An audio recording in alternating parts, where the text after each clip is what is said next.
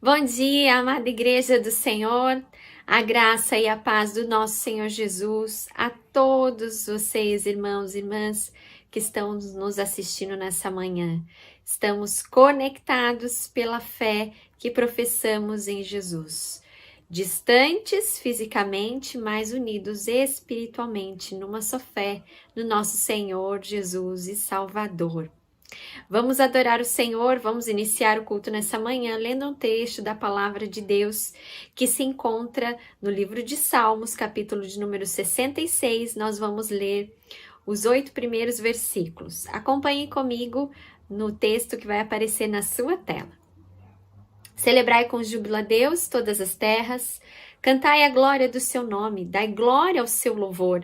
Dizei a Deus quão tremendo és tu nas tuas obras.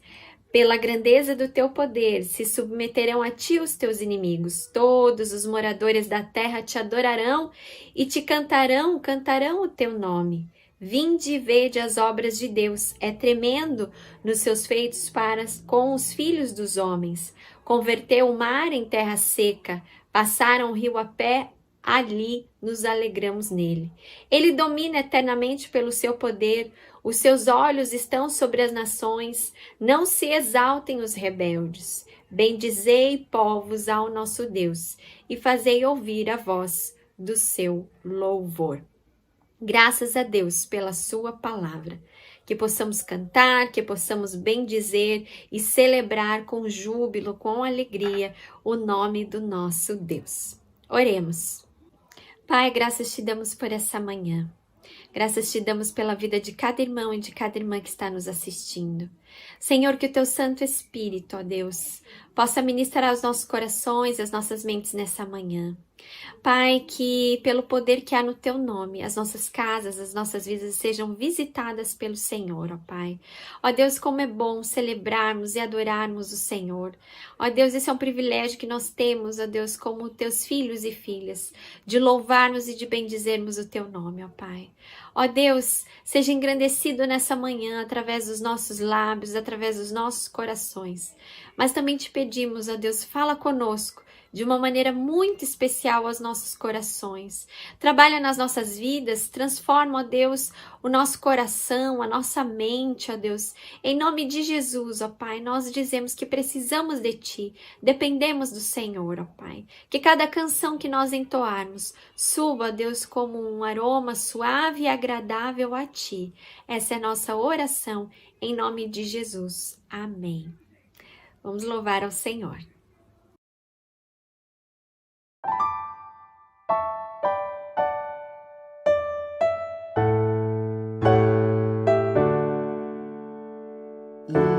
Só rebanho, só pastor, uma só fé em só Salvador. Em teu amor unidos aqui,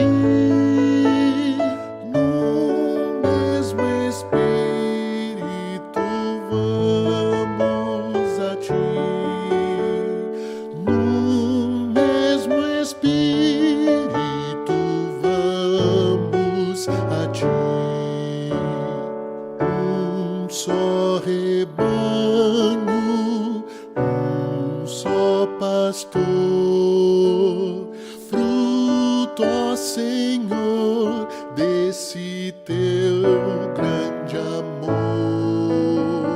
Só nos gloriamos na tua cruz, ser tu louvado, bendito Jesus, ser tu louvado, bendito Jesus. Só rebanho, só pastor, ó Cristo, és digno do nosso louvor. Tu és o imã que nos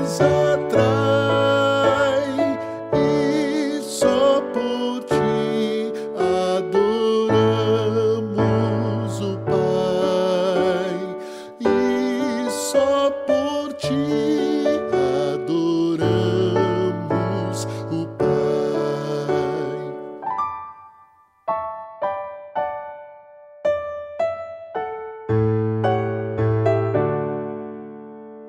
Um só rebanho, um só pastor, nós esperamos por ti, ó Senhor. É face a face que vamos ver quem nos amou e por nós quis morrer. Quem nos amou e por nós quis morrer.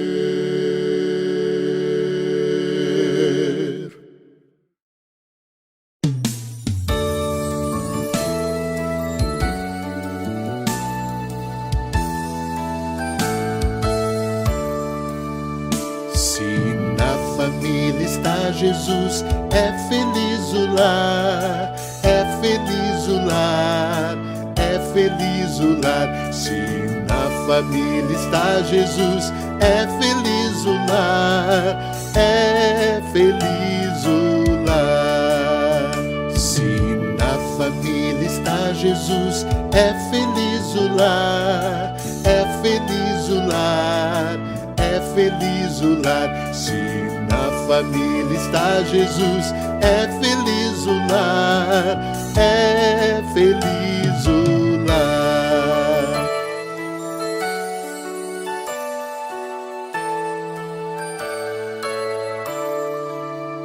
Se com papai está Jesus, é feliz o lar, é feliz o lar, é feliz o lar. Se com papai está Jesus, é feliz o lar, é feliz o lar.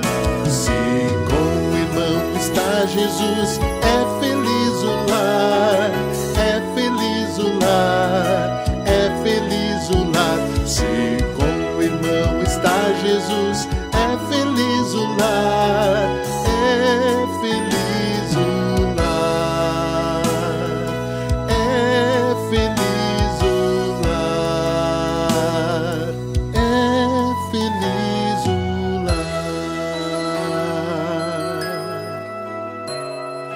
é feliz o lar.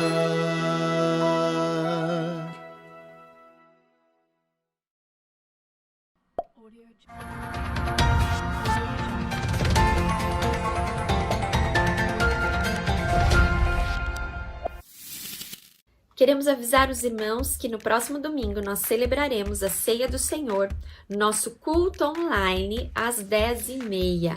Pedimos por gentileza que os irmãos preparem o pão e o cálice para que possamos celebrar, mesmo que distantes fisicamente, unidos no mesmo Espírito, o Espírito Santo do Senhor.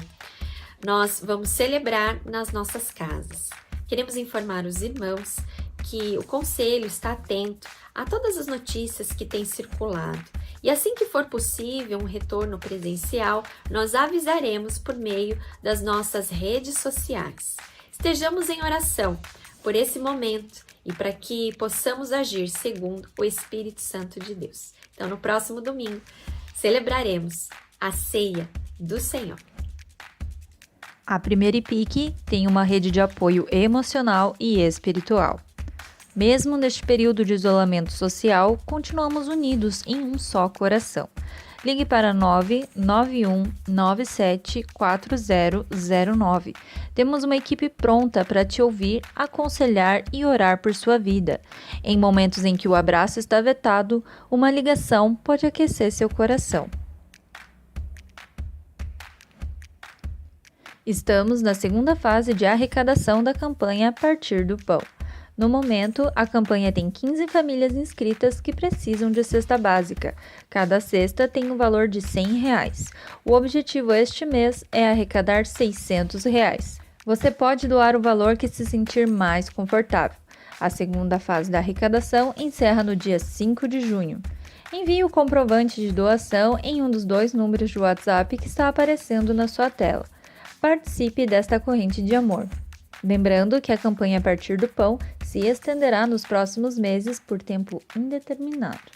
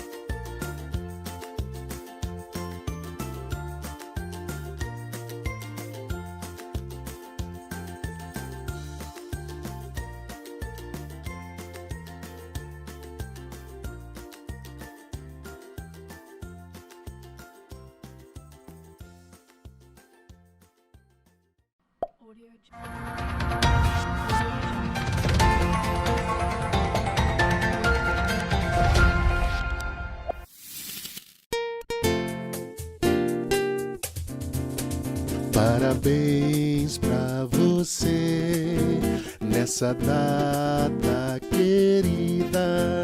Muitas felicidades, muitos anos de vida. Com Deus ao seu lado, um novo porvir. Que a vida lhe seja um eterno sorrir.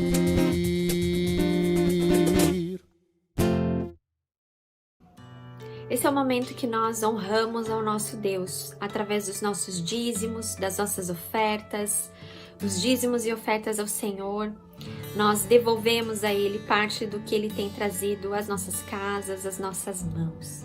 Entendemos que nós não pagamos o dízimo, nós devolvemos ao Senhor aquilo que Ele tem nos dado. Deus tem nos abençoado enquanto igreja, enquanto famílias.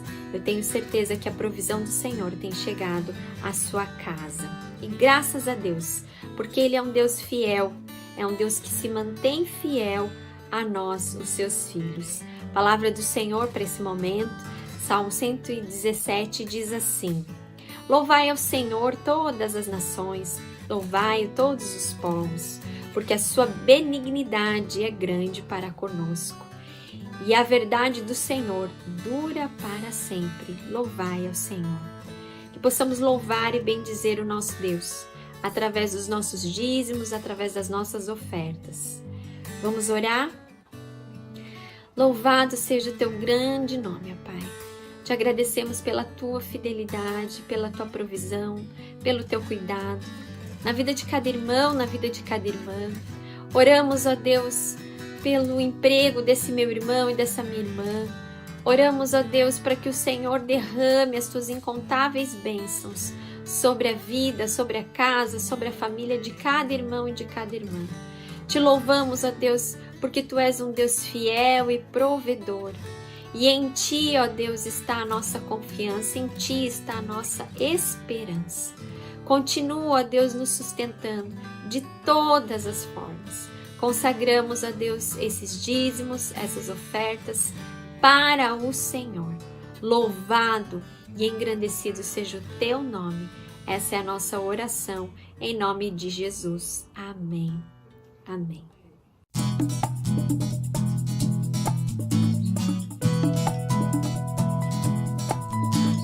Sei quem eu sou, sei quem eu sou, sei quem eu sou teu, eu sou teu. Sei quem eu sou, sei quem eu sou, sei quem eu sou teu, eu sou teu e tu és meu. Tu és meu Jesus. és meu, tu és meu Jesus. Eu corria e me alcançou, eu não via e me deu visão, pôs uma nova canção em mim. Oh, estava mal e me curou, morrendo, me fez reviver. Tenho identidade em ti. Eu sei, eu sei, eu sei.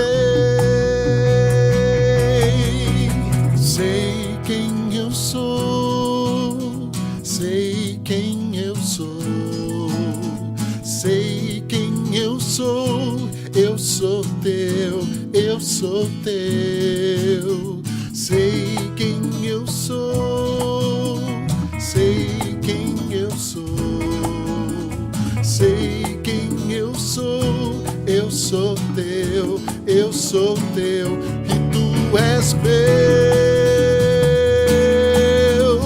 Tu és meu Jesus, tu és meu. Tu és meu Jesus.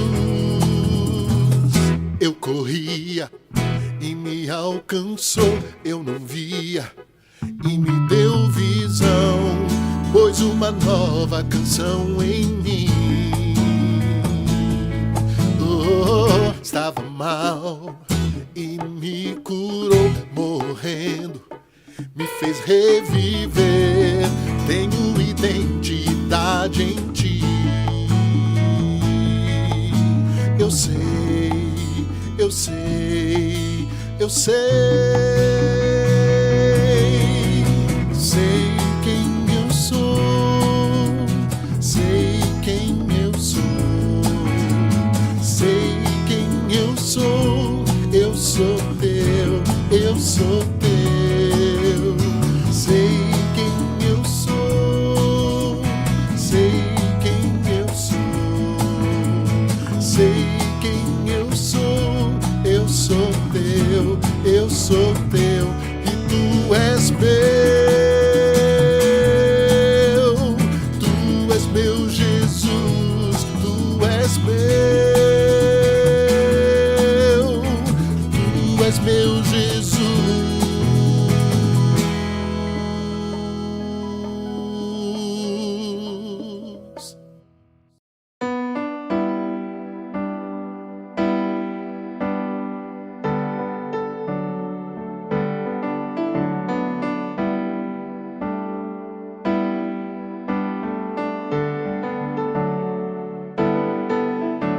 Por tudo que tens feito, por tudo que vais fazer, por tuas promessas e tudo que és, eu quero te agradecer com todo o meu ser.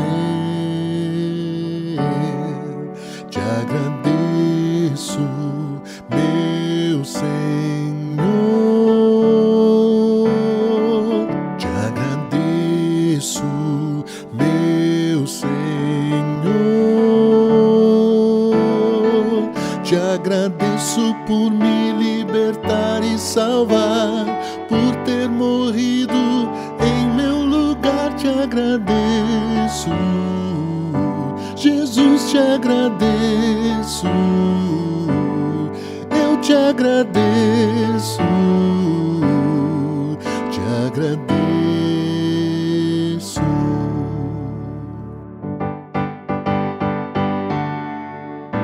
Por tudo que tens feito, por tudo que vais fazer, por tuas promessas e tudo que és, eu quero te agradecer com todo o meu ser. Te agradeço, meu Senhor. Te agradeço, meu Senhor. Te agradeço por me libertar e salvar, por ter morrido em meu lugar. Te agradeço, Jesus, te agradeço, eu te agradeço, te agradeço, te agradeço por me libertar e salvar, por ter morrido em meu lugar. Te agradeço, Jesus, te agradeço, eu te agradeço, te agradeço.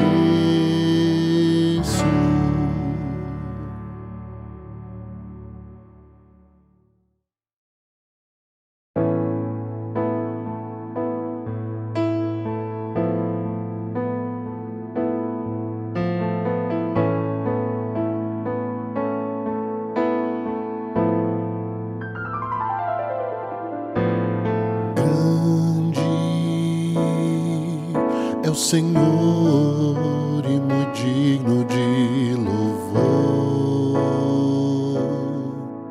Na cidade do nosso Deus, seu santo monte, a alegria de toda a terra.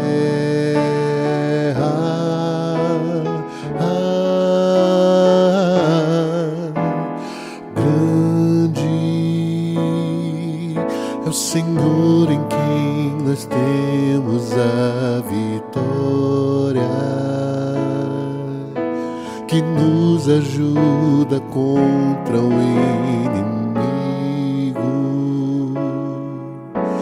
Por isso diante dele nos prostramos.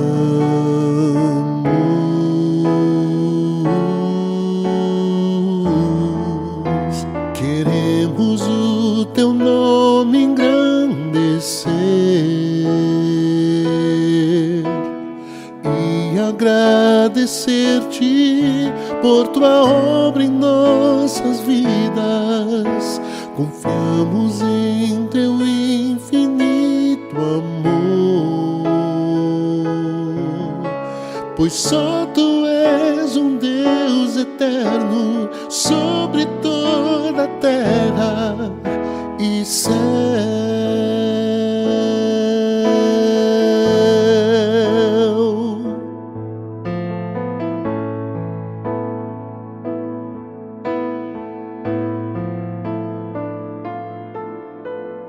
Grande é o Senhor e muito digno de louvor.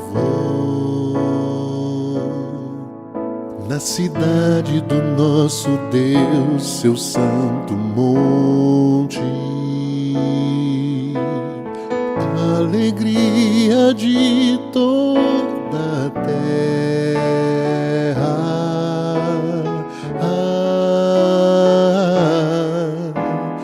Grande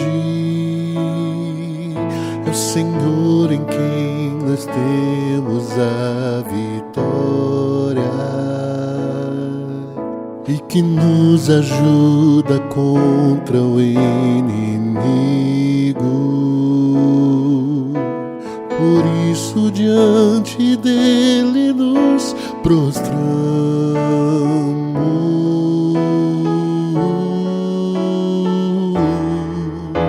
Queremos o teu nome engrandecer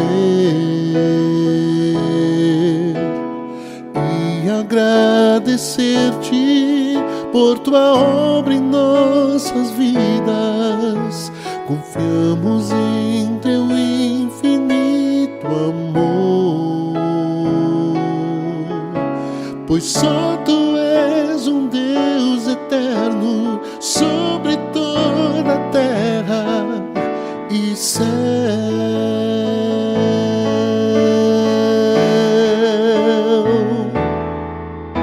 Queremos o teu nome engrandecer e agradecer-te por tua obra em nossas vidas. Confiamos em teu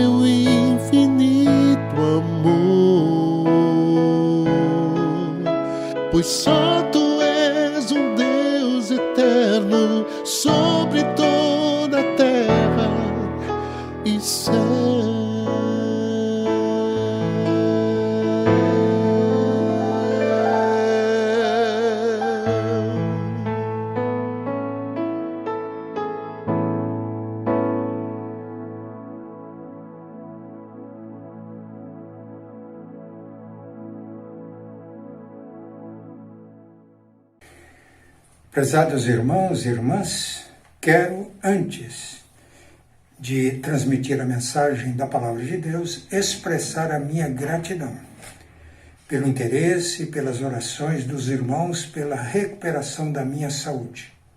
Fiz na semana passada um exame de PSA, está praticamente zerado, 0,003.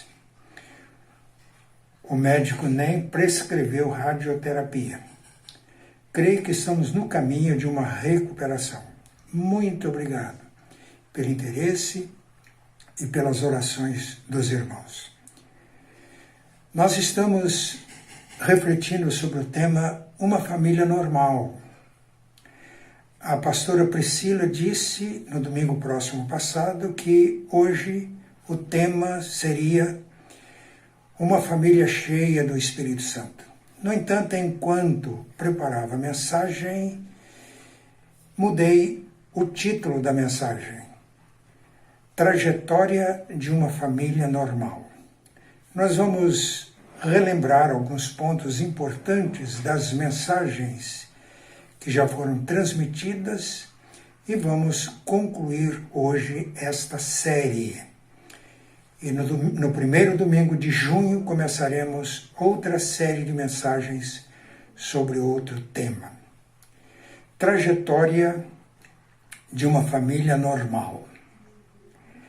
Em Gálatas 4:4 está escrito: quando chegou a plenitude do tempo, Deus enviou seu Filho, nascido de mulher, nascido sob a lei. E em João 1,14 também está escrito: e o Verbo se fez carne e habitou entre nós. Jesus veio habitar entre nós. E o seu lar terreno, a sua família aqui na terra, não foi uma família especial. Foi uma família comum, normal, sujeita, como já dissemos em mensagens anteriores, aos problemas, aos conflitos, às dificuldades, às lutas, às derrotas e também às vitórias. Mas uma família que nos deixou um legado precioso. Isso nos enche de esperança. Trajetória de uma família feliz. Começamos com Maria, esposa e mãe no propósito de Deus. Quando Maria recebeu a visita do anjo Gabriel, ela ficou surpresa com a mensagem. Além de surpresa, ela ficou amedrontada. Ela perturbou-se. Que saudação seria aquela? Salve agraciada, o Senhor é contigo. Mas ela foi instruída sobre a concepção, como se daria, quem nasceria dela, e ficou claro com todas as letras que dela nasceria o Messias prometido nas Escrituras, aquele que assentaria no trono de Davi, mas diferente dos reis anteriores, porque o seu reino seria eterno. Diante de uma revelação tão grande, Maria fica também encantada, mas sem perder a surpresa, sem o temor. Aí ela é incentivada com o testemunho de Isabel, a sua parenta. Ela era estéril e ela concebeu, porque disse o mensageiro de Deus: não há impossíveis nas promessas de Deus. Diante disso, Maria submeteu-se ao propósito de Deus, à soberania de Deus. A marca de Maria foi ser submissa. E a pastora Priscila pontuou muito bem que essa atitude de submissão aos propósitos de Deus para a nossa vida é um exemplo não apenas para as esposas e as mães, mas para todos nós. Submeter-nos a Deus soberano, fazer a vontade dele que é boa, agradável e perfeita, é a decisão correta em nossa vida. Mas a gravidez de Maria causou conflito dela com seu noivo, José. Quando José soube que ela estava grávida, ele sofreu. Aquela sensação desagradável de ter sido traído era o que ele pensava. Ele podia denunciar Maria, de acordo com o que está escrito no livro de Deuteronômio, capítulo 22, a partir do versículo 20. Ela poderia ter sido julgada, condenada e levada até a morte. Diante disso, ele resolveu separar-se dela de uma maneira discreta, para não expô-la à vergonha pública. Mas essa decisão também não era correta. Ela cometia uma tremenda injustiça contra Maria. Talvez ela tivesse dito para José as mensagens que recebeu, mas estava difícil para ele acreditar nisso. No entanto, ele era ponderado, já vimos isto. Ele era prudente, ele era piedoso, ele tinha comunhão com Deus, e José vivia segundo Deus, não segundo o mundo. José vivia naquele que nós chamamos de andar de cima. No andar de cima, nós vivemos segundo Deus, e não segundo o mundo, andar de baixo. No andar de cima, nós andamos no espírito e não na carne, andar de baixo. E porque ele andava neste andar, nesse nível da comunhão com Deus, ele teve revelação.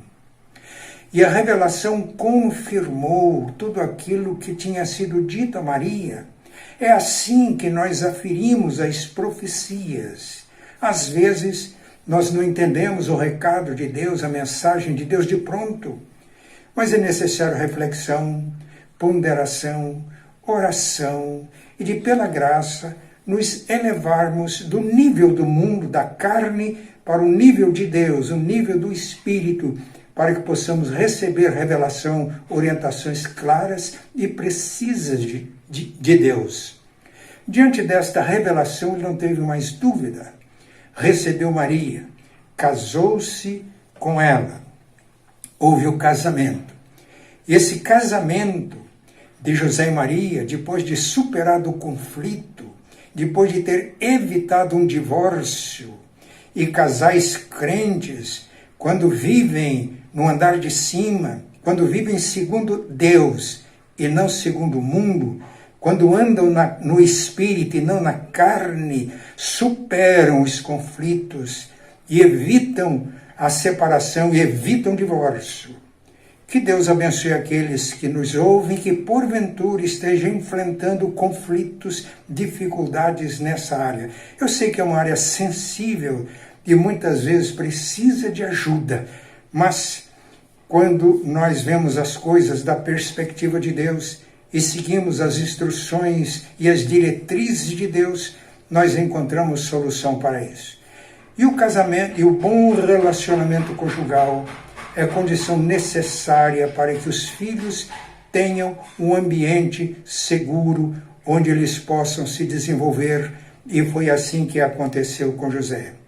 Vimos na mensagem da pastora Priscila, domingo passado, como eles cuidaram de Jesus na infância, quando ele era totalmente dependente deles, e pela graça de Deus, eles forjaram o caráter de Jesus como pessoa humana no exercício da paternidade e da maternidade responsável.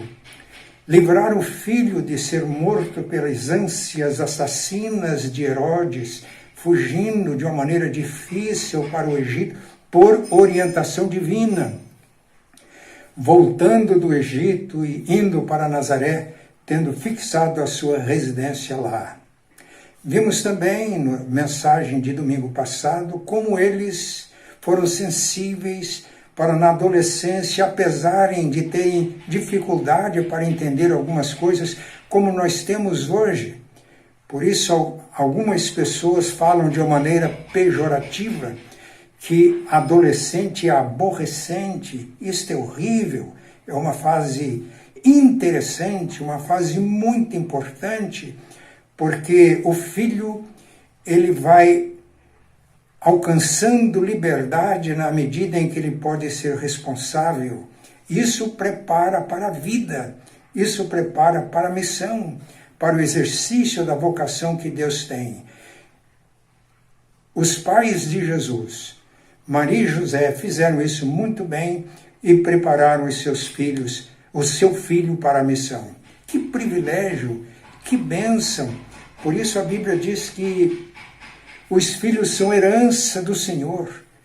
E quando superamos os nossos conflitos conjugais e criamos um ambiente seguro para que os nossos filhos se desenvolvam, para que eles para que seja forjado o seu caráter, para que ele se desenvolva na sua personalidade e torne-se maduro, capaz de assumir as responsabilidades para a vida. É a missão que os pais cumprem.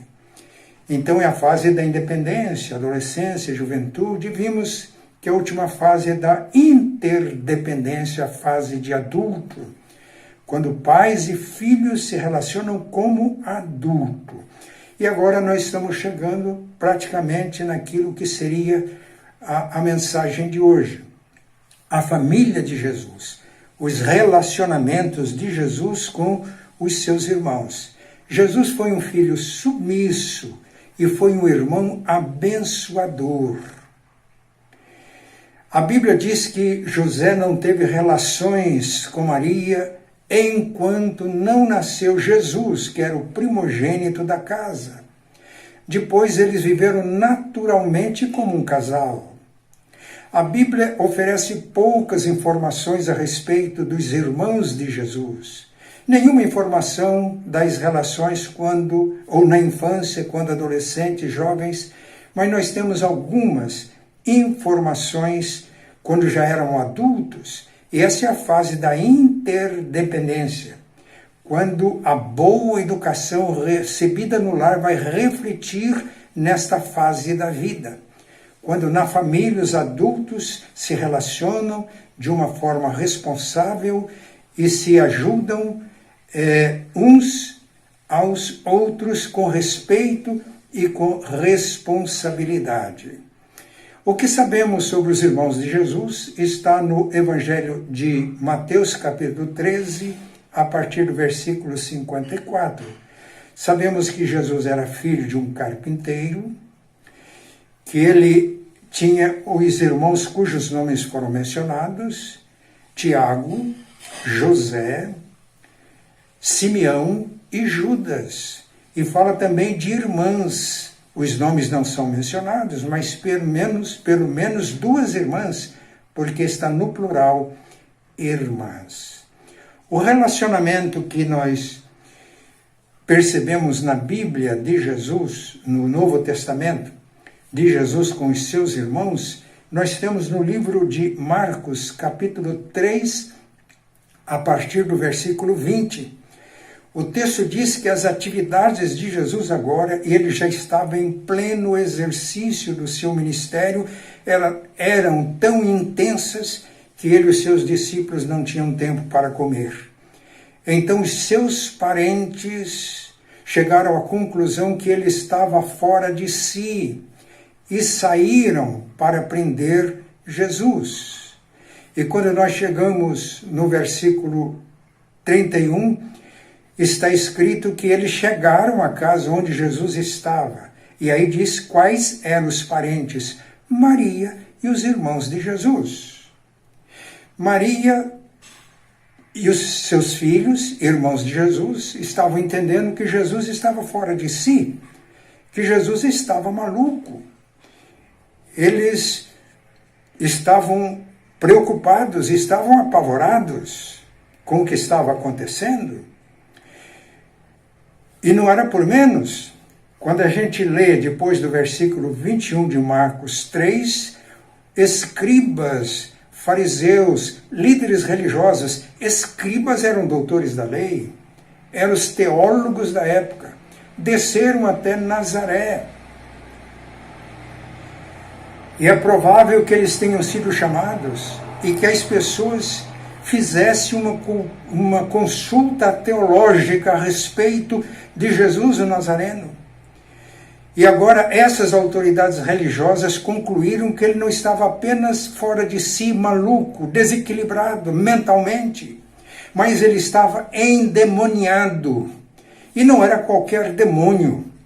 Eles disseram que ele estava possesso de Belzebu, que é o príncipe dos demônios. Esse era o clima. Que segurança Maria e os seus filhos, irmãos de Jesus, tinham em relação ao trabalho e ao ministério de Cristo. Por isso Maria disse, ele está exposto ao sofrimento, ele está exposto à morte, e não foi para isso que eu criei filhos. Então ela não teve dúvida, mobilizou os irmãos de Jesus e saíram para prendê-lo e levá-lo para casa. Ele está fora de si, ele está maluco, ele tem que voltar para casa. Ele é o filho primogênito. Talvez eles pensavam até que ele devesse assumir o comando da carpintaria deixada por José. Imagine. Mas eles chegaram até onde Jesus estava. E aí Jesus estava numa casa e havia tanta gente que eles não conseguiam entrar. Aí mandaram um recado e alguém disse para Jesus, aí fora estão a tua mãe e teus irmãos e querem falar com você. E Jesus sabia o que estava acontecendo. Jesus disse, quem é minha mãe? Quem são meus irmãos? E olhando para as pessoas que estavam ao redor dele, assentadas, ouvindo a sua palavra, disse, aqui está minha mãe, meus irmãos e irmãs, porque qualquer que ouve a palavra de Deus e a pratica, este é meu irmão, minha irmã e minha mãe. Meus irmãos, que experiência vivida por Maria, os irmãos de Jesus e Jesus. Interferência indevida. Para eles, Maria e seus filhos, Jesus estava fora de si, maluco. Para os escribas, doutores da lei, teólogos dos judeus na época, ele estava possesso de Belzebu, príncipe dos demônios. Situação extremamente complicada. Vivemos situações assim, que exigem de nós um claro discernimento espiritual. E para isso é necessário que a gente viva e ande no andar de cima, segundo Deus e não segundo o mundo, andando no Espírito e não na carne, para que tenhamos discernimentos profundos, porque foi nesse contexto que Jesus disse que toda blasfêmia contra o homem será perdoada, mas a blasfêmia contra o Espírito Santo não será perdoada. Ele está respondendo a escribas, a doutores da lei, a teólogos. É uma advertência muito séria para nós outros. Quantas interferências indevidas. Isso acontece hoje por falta de discernimento, de sabedoria, de conhecimento. Aqui, ou em Londrina, numa família, um jovem brilhante, o sonho dos pais era que ele fosse médico. E tomaram todas as providências para isso, e ele teve todas as condições para fazer um bom curso de medicina. Mas ele tinha outros interesses e se dedicava a estes interesses paralelamente ao curso de medicina. Chegou o dia da formatura, uma festa bonita. Quando terminou a festa, chegou em casa, ele entregou o diploma aos pais e disse, isto é de vocês. Era o que vocês queriam. Agora eu vou atrás do meu ideal, da minha vocação. E o ideal dele era música clássica. Quando eu vi a história, ele já tinha uma carreira brilhante, não só no Brasil, mas estava inclusive morando no exterior, na Europa, e brilhando na Europa. Claro, naquela altura, os pais já não tinham mais nenhum problema com os filhos, pelo contrário, tinham orgulho de um filho tão brilhante e que foi tão persistente e pertinaz para alcançar aquilo que era o ideal da sua vida e era a sua vocação. Mas estas interferências acontecem de maneiras diferentes. Numa cidade do interior de São Paulo havia uma família muito bem abastada e muito bem colocada na sociedade. Tinha um filho e criou este filho com esmero e deu-lhe uma educação aprimorada e sonhava com um bom casamento para o filho. Um casamento que seria a agenda branca da cidade. Mas o filho namorou-se da filha de um empregado, eles tinham fazenda, de um empregado da fazenda. Os pais usaram todas as estratégias possíveis de maneira sutil e simplesmente não conseguiram que aquele casamento, aquele romance continuasse. O filho ficou totalmente desiludido, afogou as suas mágoas na bebida e nas drogas, abandonou a casa, tornou-se um morador de rua. Eu poderia contar muitas outras histórias, inclusive da família. No entanto, o nosso tempo está se extrapolando. Nós temos mais um registro na Bíblia do relacionamento de Jesus com seus irmãos nesta fase adulta. Está registrado no livro de Atos, capítulo 7, versículos 2 a 5. Estava chegando o momento da festa de Páscoa.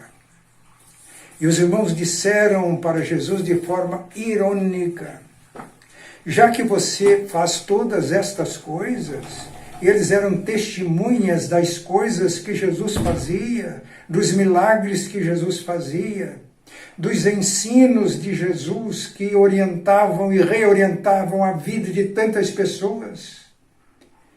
Se você faz isso, manifesta-te para o público. Vá para Jerusalém, festa da Páscoa. Lá você poderá ter uma boa performance gospel. Você poderá demonstrar o teu poder, a tua capacidade, as tuas habilidades. Mas no versículo 5 está escrito que eles diziam isto porque até eles não criam em Jesus. Jesus era desacreditado em sua missão pelos seus irmãos. Essas coisas acontecem muitas vezes hoje. Ou os irmãos e irmãs acham que não há inveja no relacionamento entre irmãos. Que nós nos alegramos quando um irmão prospera mais do que nós. Pois bem, mas os relacionamentos de Jesus com seus irmãos não terminam aqui. Eu creio que eles se converteram. Que base eu tenho para isso? E quando eles se converteram? Eu creio que eles se converteram depois da morte e da ressurreição de Jesus, naquele período que vai desde a ressurreição até a ascensão, um período de 40 dias. Foi um período de quarentena de Jesus com os seus discípulos. É claro que Jesus não ficava o tempo todo com os seus discípulos, ele aparecia e desaparecia. O primeiro encontro foi no mesmo dia da ressurreição, quando os discípulos estavam numa casa com as portas trancadas, com medo dos judeus, e Jesus pôs-se no meio deles e levou alegria, paz, um propósito e o Espírito Santo para que eles vivessem. Muitos outros encontros, e Lucas, no livro de Atos, capítulo 1, diz que Jesus, depois da sua ressurreição, apresentou-se vivo com muitas e infalíveis provas, conversando com os discípulos a respeito do reino de Deus. E houve um momento de encontro bem informal, eles estavam comendo, quando Jesus diz: vocês não se ausentem de Jerusalém, mas esperem a promessa que eu disse para vocês.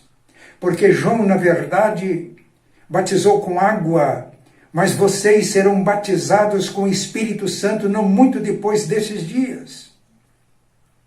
Eu creio que nesta reunião estavam Maria e os irmãos de Jesus. porque logo após Lucas registra a ascensão de Jesus.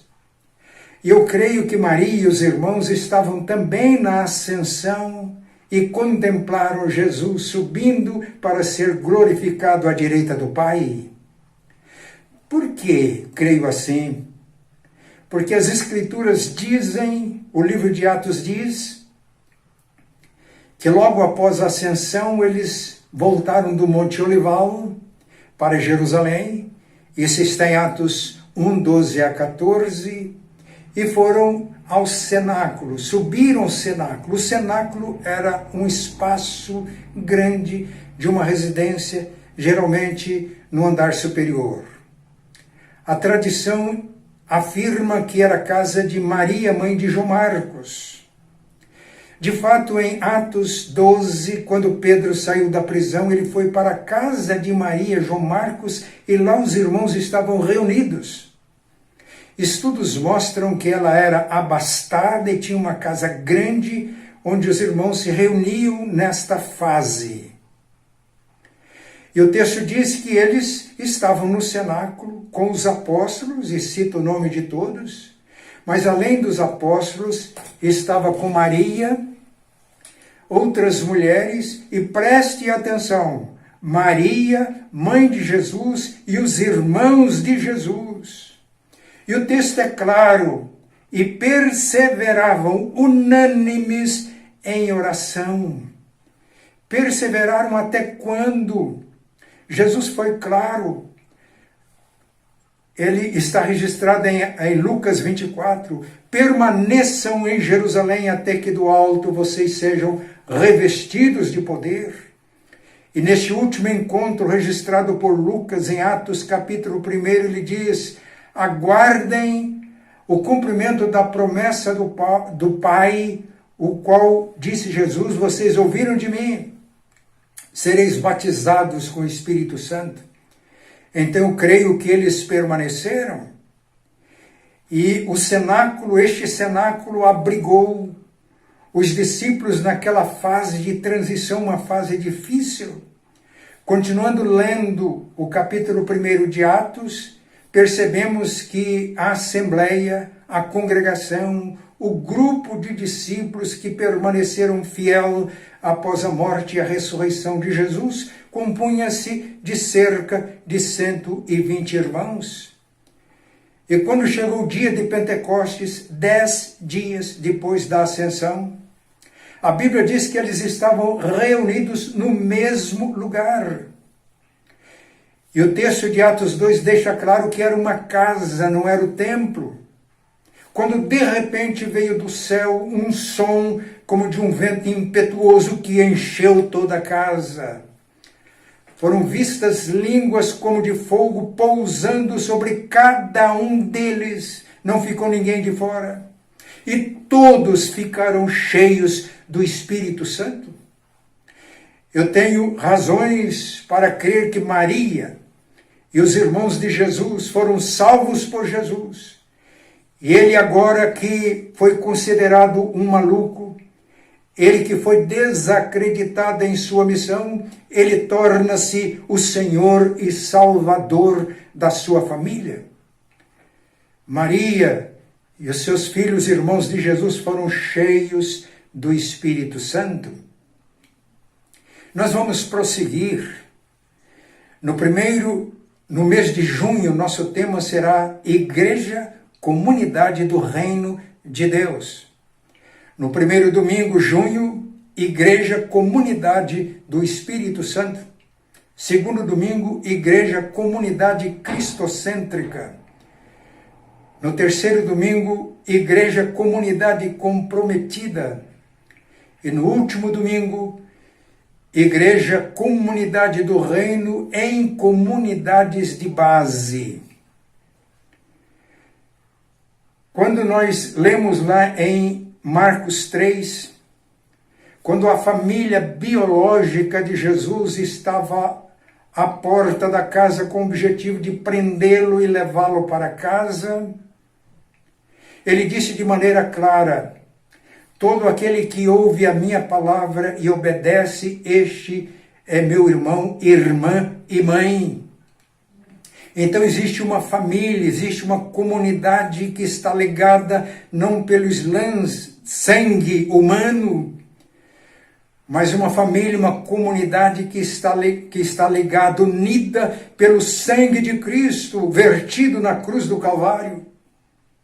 Uma família que está ligada e unida não porque aceita a mesma doutrina, pertence à mesma denominação, mas porque receberam o Espírito Santo, e é o Espírito Santo que une, formando o corpo vivo de Cristo aqui na terra. E esta família, o quórum para esta família que identifica-se com a igreja agora, é muito simples. Porque Jesus disse, onde estiverem 2 ou 3 reunidos em meu nome, eu estou no meio deles.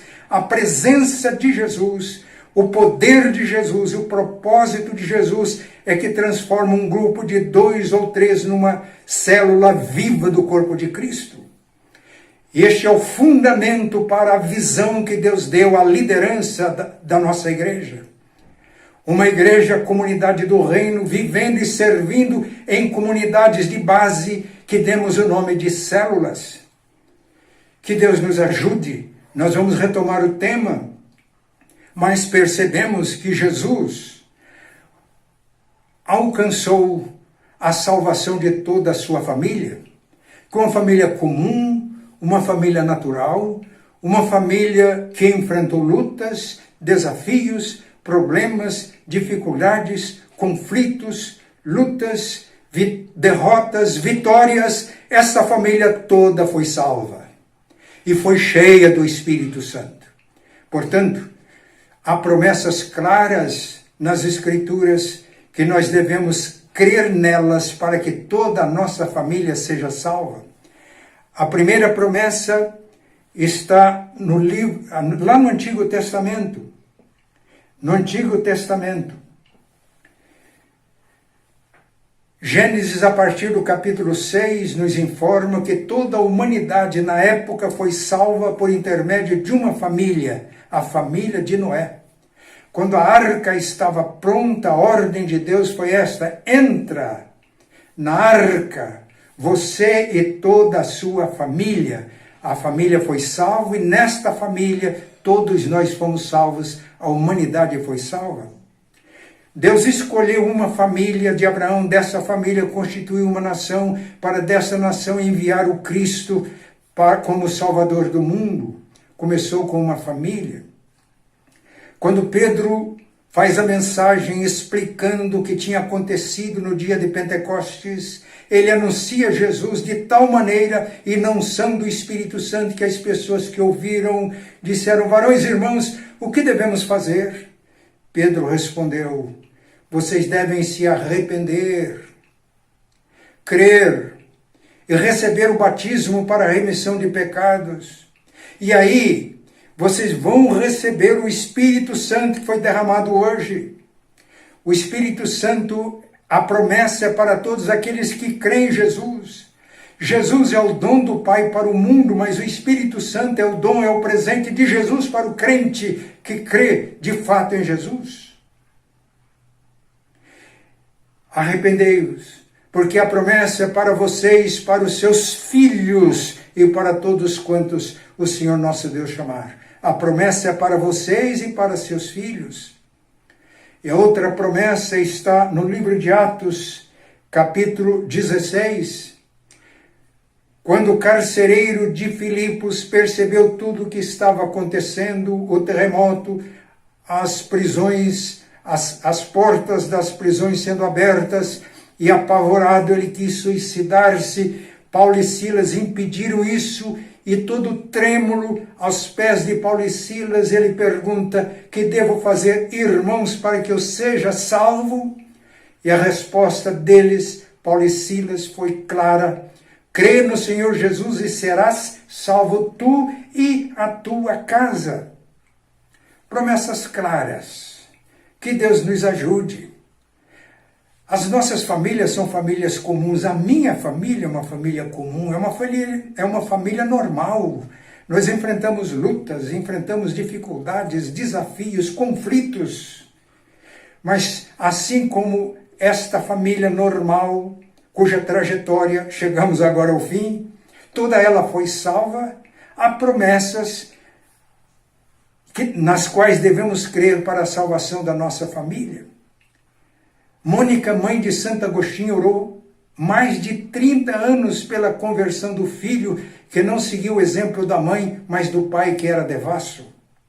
George Miller orou mais de 40 anos por dois amigos. Um deles se converteu antes da morte de George Miller, o outro só depois. Li a respeito de uma família na Bahia.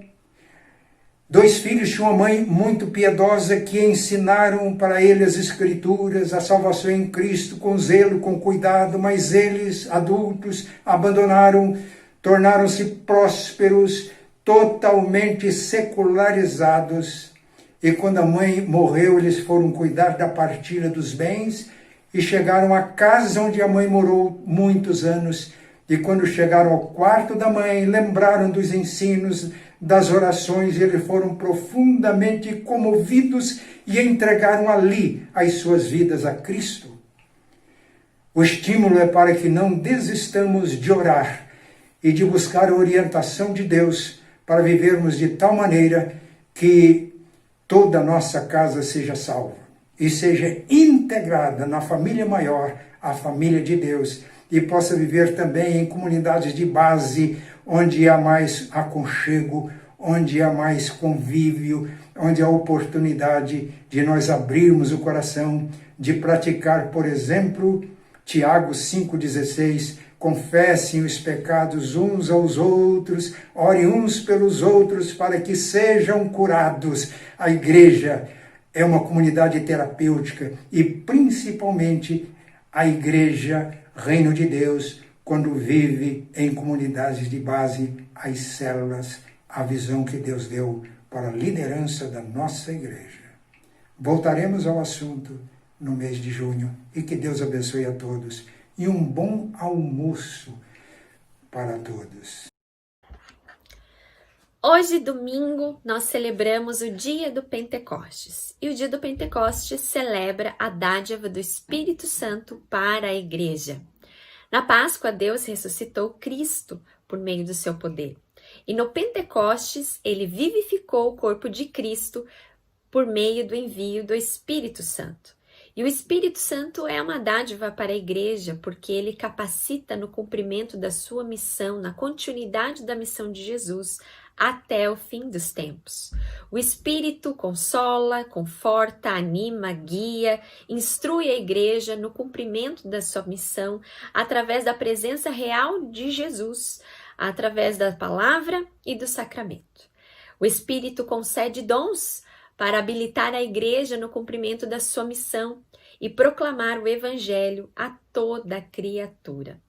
Por isso, hoje nós vamos fazer uma oração agradecendo a Deus pela dádiva do Espírito Santo, por ele ter derramado o Espírito Santo sobre a igreja, uma promessa que nós encontramos em Joel, capítulo 2, versos 28 e 29, e em Atos dos Apóstolos, o derramamento, o cumprimento da missão, o derramamento do Espírito Santo. E lá está relatado o dia de Pentecostes, dos primeiros cristãos. E no mês de junho, a partir do domingo que vem, nós iniciaremos uma série de mensagens baseada em Atos dos Apóstolos, capítulo de número 2.